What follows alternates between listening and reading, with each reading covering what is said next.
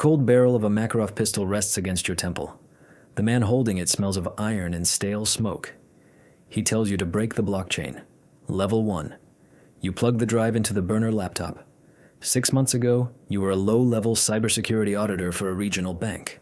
You lived in a basement flat with black mold climbing the walls and water pooling on the linoleum. Your mother was dying of pulmonary fibrosis. Her lungs were turning to stone. The medical bills were a mountain you could never climb. You possessed a singular talent. You could see the structural flaws in decentralized finance protocols. You mapped blockchain vulnerabilities in your sleep. Then you found a backdoor in a shadow crypto exchange. You skimmed $80,000. You thought it was an abandoned orphan account. It belonged to a brutal Russian oligarch. His men found you in 3 days. They dragged you from your bed in the middle of the night. Now you work for the Bratva. You sit in a damp warehouse in St. Petersburg. The air smells of diesel fuel and old sweat. The concrete floor freezes your feet.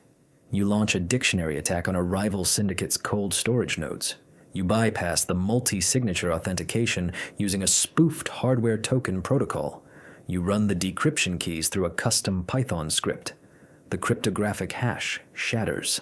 3 million in untraceable Monero flows into your handler's tumbler. They give you 10%. It is more physical cash than you have ever seen in your life. The paper smells like ink and dust.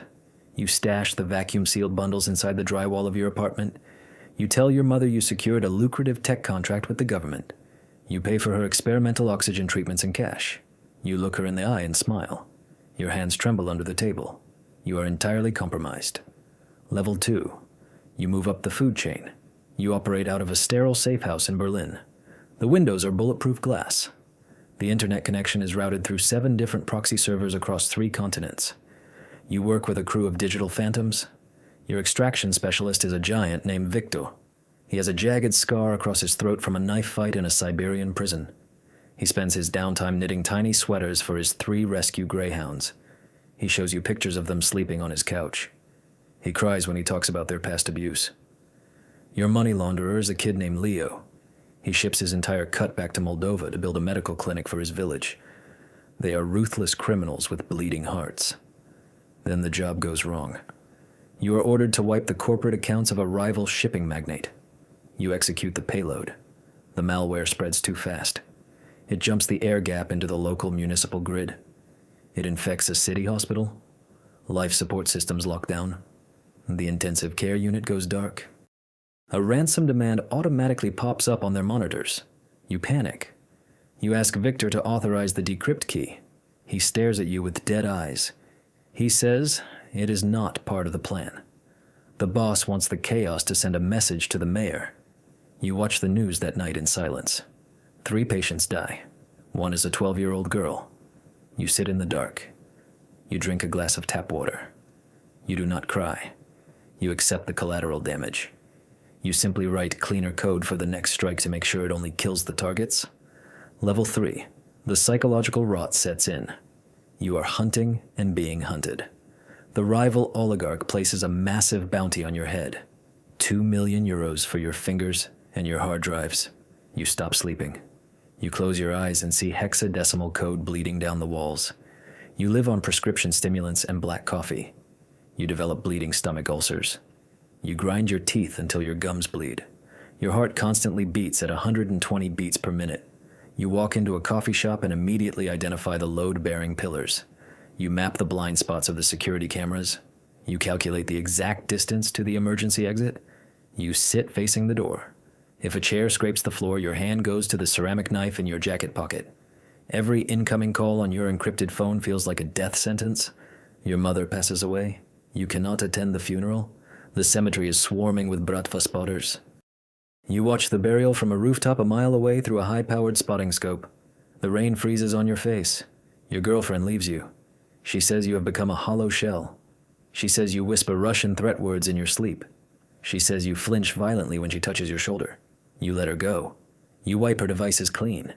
You delete her entirely from your life to protect her. You are completely alone. You are a biological machine that converts paranoia into stolen cryptocurrency. There is no joy in the money.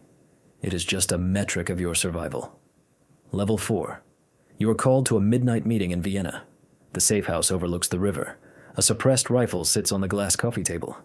Your handler brings a new asset into the room. His name is Anton. He is 19 years old. He wears an oversized hoodie and refuses to make eye contact. He speaks entirely in forum slang and pure logic. He is faster than you. He spots a fatal flaw in your routing protocol in 3 seconds. He writes a decryption algorithm that cuts your processing time in half. He does not care about the money or the syndicate politics. He just wants to break complex systems. You see the cold approval in your handler's eyes. You realize your shelf life has expired. You are just a specialized tool that is getting blunt. You know the exact architecture of the Bratva's financial empire. You know the shell companies and the bribe structures. You know too much to be allowed to retire.